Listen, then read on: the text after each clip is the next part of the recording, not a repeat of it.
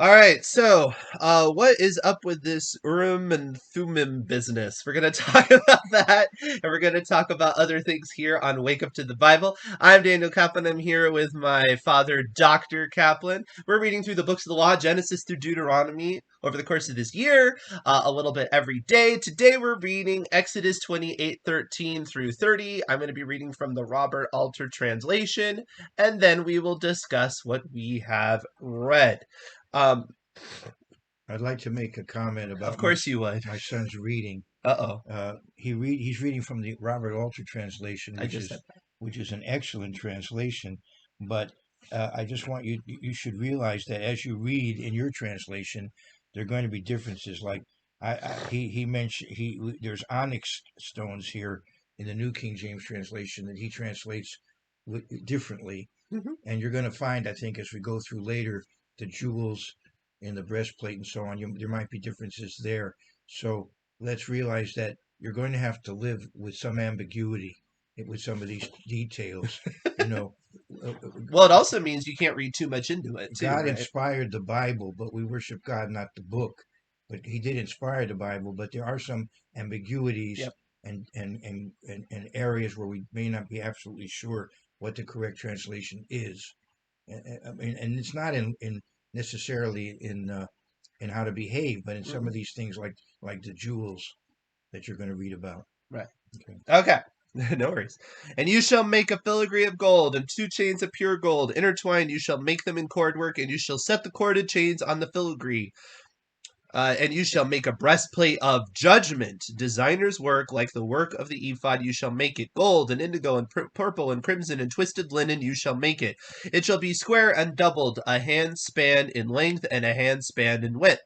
And you shall set in it a stone inset, 4 rows of stone, a row of ruby, topaz, and malachite, the first row, and the second row turquoise, sapphire, and amethyst, and the third row jacinth, agate, and crystal. And the fourth row beryl and carnelian and jasper, framed in gold in their settings. And the stones shall be according to the names of Israel's sons, 12 according to their names, seal engravings, each with its name for the 12 tribes. And you shall make on the breastplate intertwined cordwork chains of pure gold. And you shall make on the breastplate 2 golden rings, and you shall set the 2 rings on the 2 edges of the breastplate. And you shall set the 2 golden cords on the 2 rings at the edges of the breastplate, and the 2 ends of the 2 cords you shall set in the 2 frames, and put them on the shoulder pieces of the ephod at the front. And you shall make 2 golden rings, and put them on the 2 edges of the breastplate, at its border, which faces the ephod on the inside. And you shall make 2 golden rings, and set them on the 2 shoulder pieces of the ephod below, and the front opposite its seam above the band of the ephod. And they shall fasten the breastplate from its rings to the rings of the ephod with an indigo strand, that to be upon the band of the ephod, that the breastplate not slip from the ephod.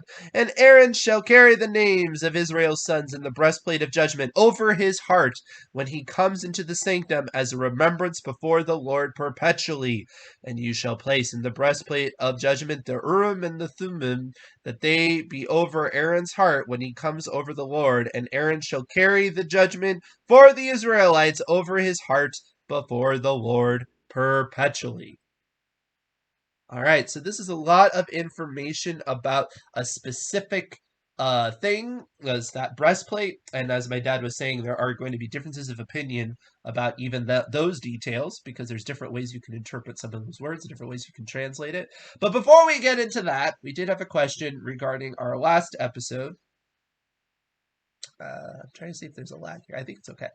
There was a question about the last episode, and that is, the articles of fine linen, are they related to the command to not wear items of linen and wool mixed together, to try to distinguish the garments the priests wore from others? I've heard that claim before, and we haven't gotten to that law yet, but one claim of that law is that do not wear the same sort of ceremonial type of garb that priest wore if you're not a priest, was kind of one of the things the command was getting at. What do you think of that interpretation?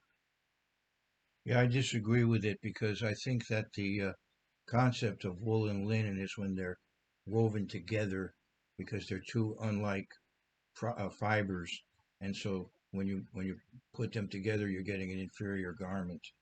It's an animal product and a plant product. I don't think that what the priest did violated the law. Well, they're not saying that what the priest did violate the law. I guess it would kind of, Yeah, that's right? people say that the priest was an exception. That's what you're saying, and other people can't do it because the priest is doing I it. see. That's what evidently you're saying. Sort of, yeah. Okay, but I have to go look back at the passage. I had. Let me go back. Let me show you what I was going to do, and then I'll go back to the passage. Okay. If I can show this You might be able to. on the I screen, think so. uh, this is the logo of Yale University. The Urim and Thummim goes back to 1701, I think, and it says, and they translate it as Lux et Veritas in Latin, Uh-huh. light and truth. But that's New Haven, Connecticut, the famous Ivy League University, Yale. This is when America was very much rooted in Scripture, when the original colleges in New England were seminaries. Okay, now I want to go back to your question. I've heard this often, and evidently in Exodus 28. Okay, now there's linen here, and where's the wool and the linen? Let's look at the passages involved because, Because it has linen and then it has, I thought it has like yarn or something. Hold on. but yeah, I'm not sure that they're woven together. There may be like one part. Let's take a look and Yeah, see. I'm looking. I've heard this. In fact, Twisted linen, maybe, is where they get that from. okay, let me see. And, Because I'm not seeing yarn offhand. but no, I've heard that often, so I should have. Tunic, Yeah. linen, ephod. I guess.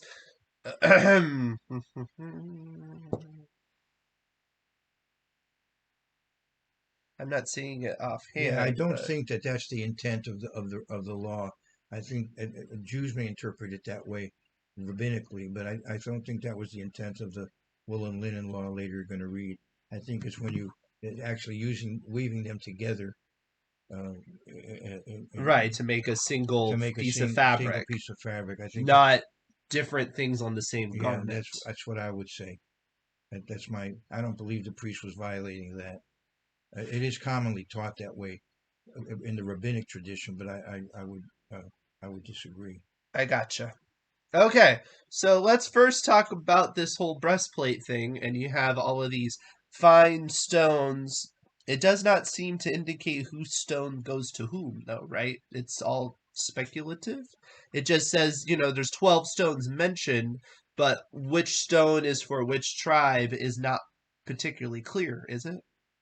Well, the order on the onyx or whatever stone, what's for Yeah, yeah, yeah. altar uses a different term, but there It says in order of their it birth. went order their birth. So if we did it that way, Okay, so you might be but able to yeah, figure it out. yeah, So you would say, ruby, topaz, those would be the first three sons, and okay.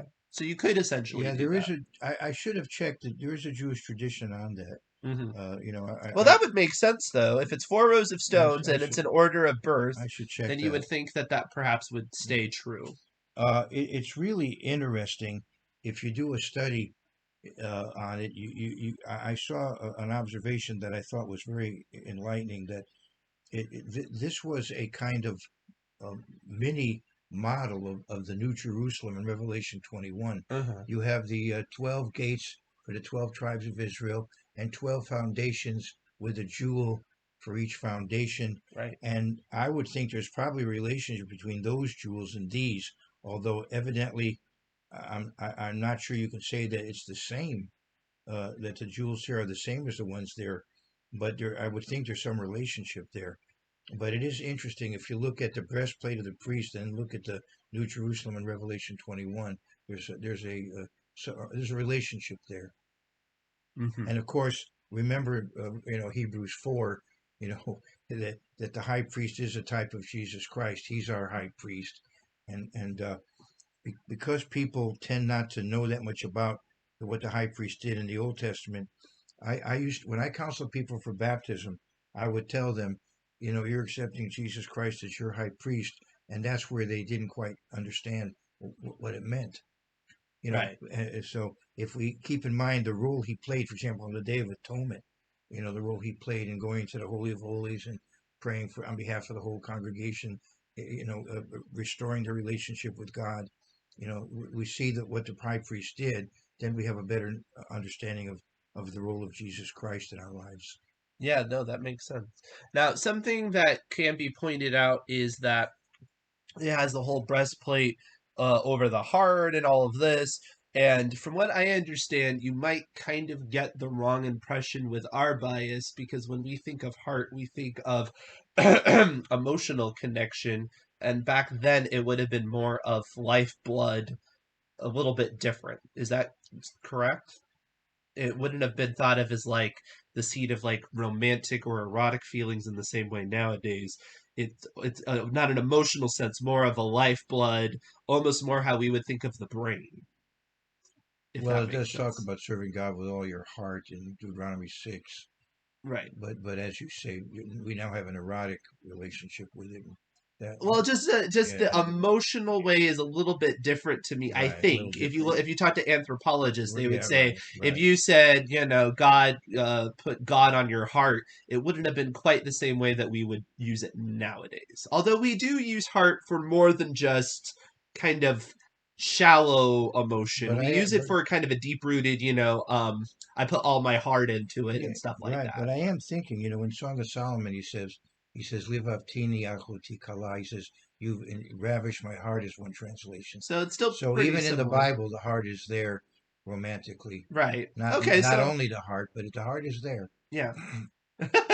Yeah. So, and I mean, well, there's also the verse that says the heart is deceitful, Deceitful, right, right? and desperately wicked, right? So that's kind of similar to how we think of it as being the root of passion. So I guess I'm going to kind of go against what I say. I just know I hear that a lot, Yeah. and I'm not. I guess now that I'm thinking about it, I'm not sure if that's actually quite as pat as people make it out. That there's this clear distinction in the same way that maybe we It's just that continue to other use it similar. other parts of the body are used that we wouldn't use now. You know, Right. Other emotional centers. Yeah. Yeah.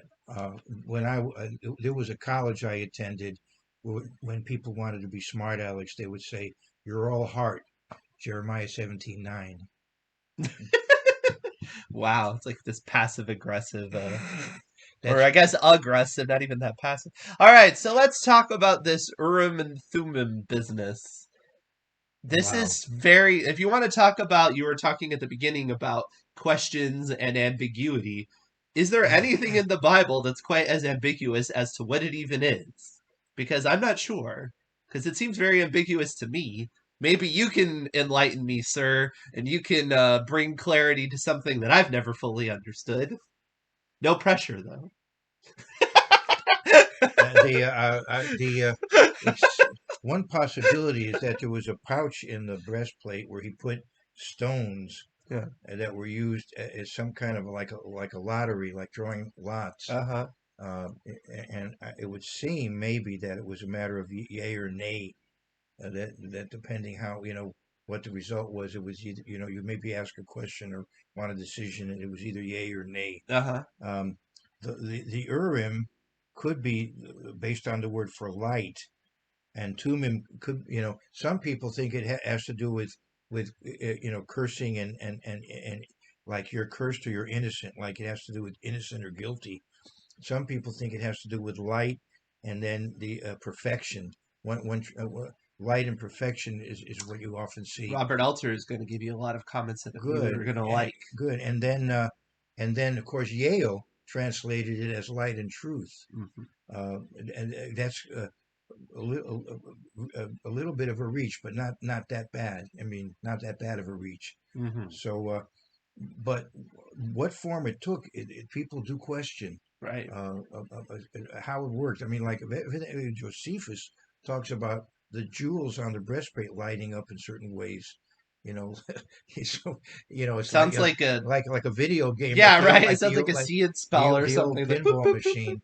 That's Yeah, pretty cool. I think I Josephus, like that interpretation. but the problem there is that I'm trying to think. Well, how many jewels were there on the breastplate? 12, right? 12, but 4 rows of 3. yeah, I'm trying to think somehow uh, the statement about. Well, I'll look up the statement. while Daniel's Yeah. This is what reading Robert Alter. this is what Robert Alter says. Good. He says the precise character of this auricure, I don't know how to pronounce that device, has eluded identification. One common conjecture is that they were two stones with different letters or words engraved on them, but unless someone actually digs up a pair, there is no way of proving this conjecture. Traditional interpretation associates the two words with roots that mean light and perfection, but if they are opposites, they could be linked etymologically with terms suggesting curse and innocence. It is probably not coincidental that these two words begin respectively with the first and last letters of the Hebrew alphabet. In any case, most of the references to the Urim and Thummim in narrative passages invite the inference that the device generated a binary response to whatever question was posed, yes or no, guilty or innocent. But what is interesting is this is something that not only do we not have a modern analog for, but it's not even something that continued throughout. It was removed at a certain point. It goes away. Now I see the problem with Josephus as I'm reading the Now it's all clear. no, as I'm reading the Wikipedia entry here. Supposedly, I could check back with Josephus, but supposedly Josephus says that the way the lights lit up, it would spell out a Hebrew word. But see, there are 22 letters in the Hebrew alphabet and only 12 jewels. So that's Wikipedia's problem with Josephus. But I'll have to go back and see what Josephus actually said. But That's a really peculiar thing. I just love the idea, though. If you want to talk he's about making a so fun biblical movie, it's like, boop, boop, boop, boop, you do have a statement in First Samuel 14. Yes, we got that from Sean. 1 Samuel 14, 36, 42. Yeah, well, there he does use the word tamim. Let me go to I think the 41st verse there, 1 Samuel 14, and I think I want to go to verse 41. Sounds good. Um, It where almost, I mean, this is going to be a very crude analogy, but it just reminds me of what people do modern times with like the magic 8 ball. And they see, like shake it and then they're like, yes, it seems right. yeah, It seems not right. see, he says But give. that's just such a weird idea that would be something that would be divinely He used, says right? give a perfect lot, and Uh-huh. the word perfect is like the word to meme. Uh-huh. It's similar. It's tamim. It's similar to the thummim word.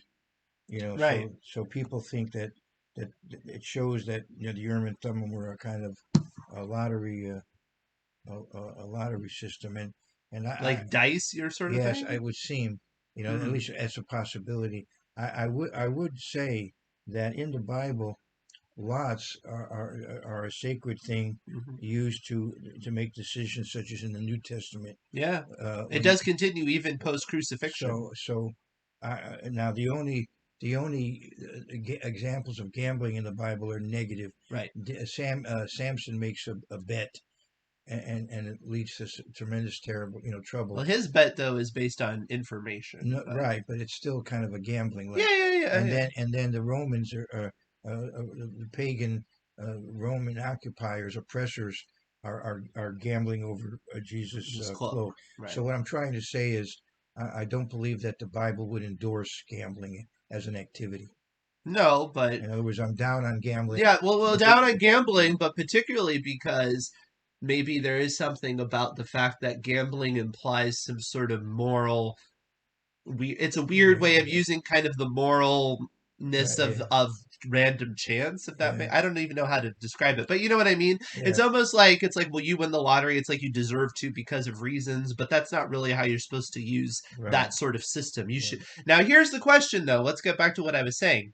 So again, let's look at modern times, or not even modern times. Sometime in the Bible, that system goes away. By the yeah, time that Jesus is walking the earth, right, they're not using it anymore, even though right. the temple is still standing. Yeah, there's differences of opinion about when it Right, goes, but I would imagine it went with the Babylonian captivity. right. So Um, there's a question there as to why that's the case. And then there's a okay. question as to why or what we're supposed to get out of this. Is there any, and you're talking about they're casting lots in the book of Acts, right? So fair enough. Is that essentially something we need to keep in mind, in terms of a reasonable way of trying to settle an issue that we find difficult, that maybe there is something to be said of some sort of ceremonial, we're just going to kind of get an answer and hope that God intervenes and helps us figure out the answer, and there's a role to play with that I in remember some sort of ritualistic way. Do you understand what I'm getting at? I was in a congregation where we decided to actually elect a board. There was a pastor, but Hmm. we wanted to elect a board. So there was a tie.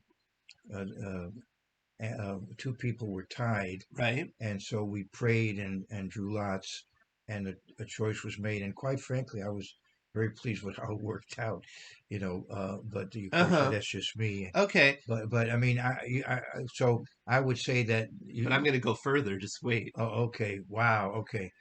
Well, my question is if that's a good system, why didn't you just use cast lots to decide the entire church board in the first place? Right?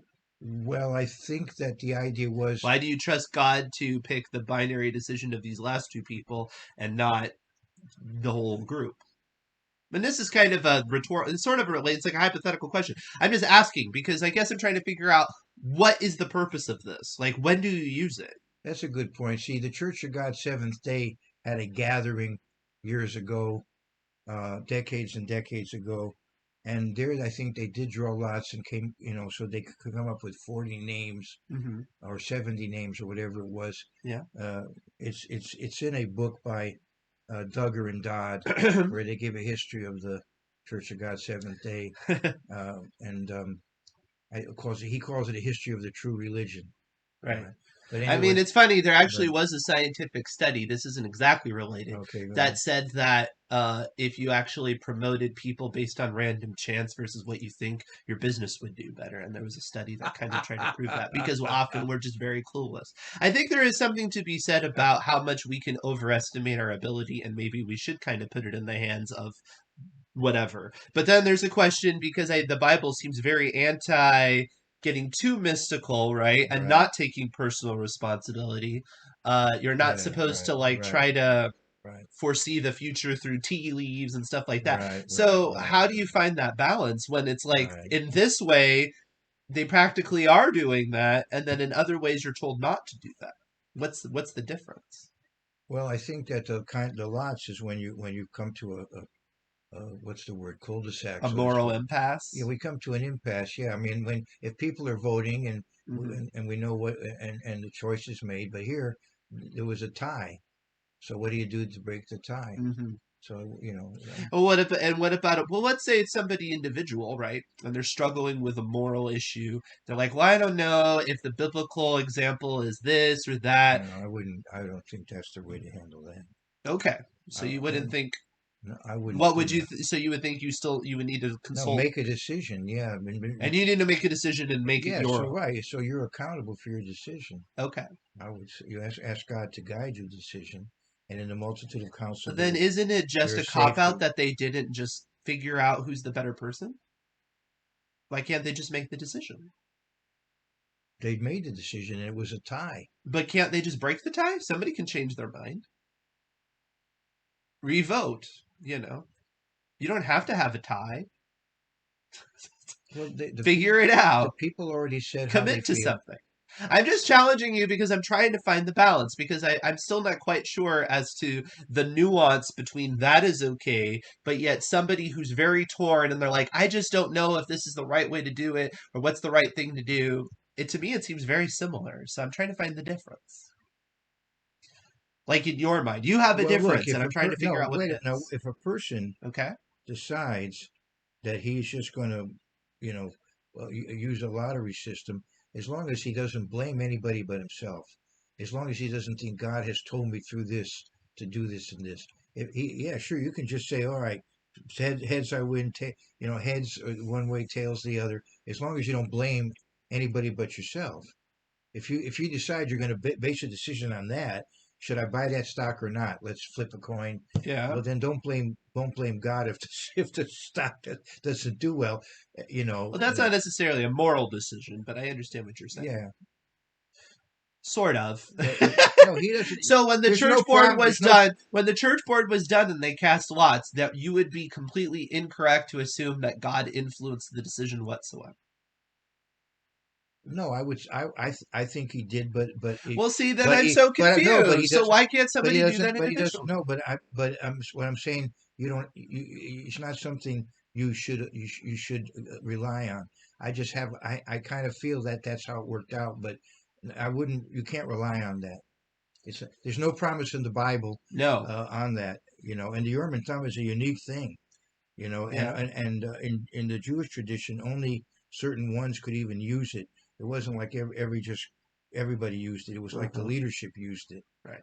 and probably it would be major decisions for which it would be used as well. Okay. But so all I I'm guess I'm still very confused, but no, I'm no, it is a little bit confusing because I totally see the wisdom of the humility of we as people probably are going to make a bad decision, so why not just put it out there to even just random chance, and it's not even. I mean, I understand some people don't believe in random chance. I do. I don't think every time I've rolled the dice, God has predetermined the outcome. But whatever. Let's Ecclesiastes 9:11. well, people get around that. Uh, Uh, but anyway, I don't have a problem with that in a sense. I guess I'm just trying to figure out.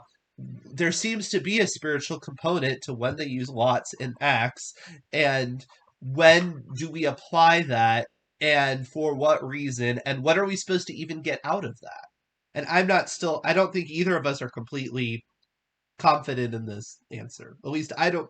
I don't feel like it, and I'm not getting a very clear guideline from you. I don't think. I think it's a question. yeah, it's okay. It might be, yeah, to some degree a gray area there.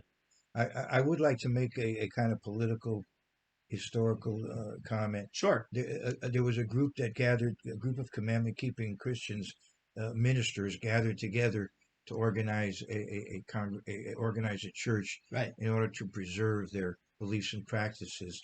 And the suggestion was made to choose their leadership by lot. And I think it could have worked because all of those people were ordained elders.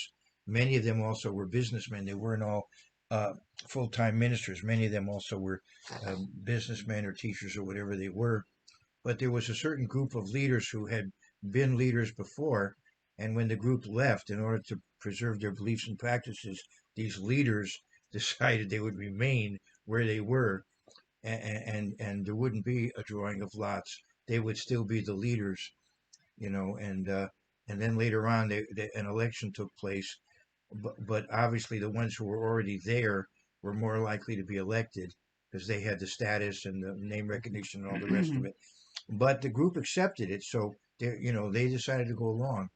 But I personally felt it probably would have worked out better for everybody if they had just drawn lots, rather than preserve this hierarchical system they had already. But anyway, I'm not there anymore, so Yeah. they were happy with being ruled over that way. So I guess if they were content with it, then so be it. But Right. anyway, that's a historical political statement. Yeah. Well, Yeah, I mean, it kind of gets back to what we were talking about with the hereditariness of the right, Levitical right, priesthood and how it right, wasn't connected to political authority and right, things like that. right. There's something to be said about trying to mitigate against that. And I think to some degree that's what this is doing and Lots is doing. And so I get it's a tool that I think needs to be part of our belt, as it were. It's a something, but I guess I wish Be I had a careful. better answer as to how and when and why. But I maybe just one of those things that you can't really answer that emphatically because that would imply, like you said, that there's some sort of promise connected to it, which there is not. Right, I There's feel not this give and take exact ratio. So because we don't have that, we don't exactly even know when to use the tool because we haven't been promised use it for this, and result in all that. You know. I don't think it comes up after that decision in Acts. I think that's the last time we see it. Yeah, but you don't see a lot of political decisions at all after that point. I mean, you see some, but nothing, not Well, that much. people are being ordained, Right, but Acts is the choosing of the apostle, which is a very critical thing. These are the 12 apostles. right, They had a direct relationship with Jesus Christ. right. Matthias had been around, Uh huh. you know, but after that, we don't find lottery anymore. Hmm. But would that mean that you shouldn't use it? But you think you should, no, no, or you I can. know that's the thing. I'm saying that I was witness to it being done. That's all. I'm not saying. I just, in other Well, words, that's my I'm point. so My whole point is that your position is squishy. See, I yeah, have right. proven I'm it. squishy. I'm not. Yeah, right. I, I, I would just say that we should be accountable for our decisions and how we do things, I agree with that. and I believe that a church should come together and just make a decision about how things are going to be done, Mm-hmm. and then stick within those guidelines. Um, in other words, if they make rules for themselves, then those rules should be followed. Yes. And then I would recognize, coming from, let's say, another congregation, I would say, okay, this is how you do it, and I'll recognize the authority of the figures you've chosen, however you've Right. decided to choose, Yeah. as long as you've done it, decently and in order, then I'll recognize the authority of those people, Right. according to how you've done it. But I will say, I agree with all of that, but I will say we should not discount the stupidity of people in groups Yeah, and the yeah, potential value of throwing in something like a random element, maybe for no other reason except to check on ourselves. yeah. That's a very good point. That's kind of what It's a I very guess good that's point. kind of my ultimate thing is No, I do want a random component to it. wow, Maybe we wow. should just have random people get appointed to things, at a certain level, just because we should assume that we're going to make mistakes, and it's kind of a way to sort of guard against that. So I don't know. Well, you're starting with a certain base too. I mean, you don't just. Right. Yeah. I mean, in the situation in Acts, you said there was a qualification to get to that point, right? Right. Yeah. Yeah, Right. exactly. Right. So, all right.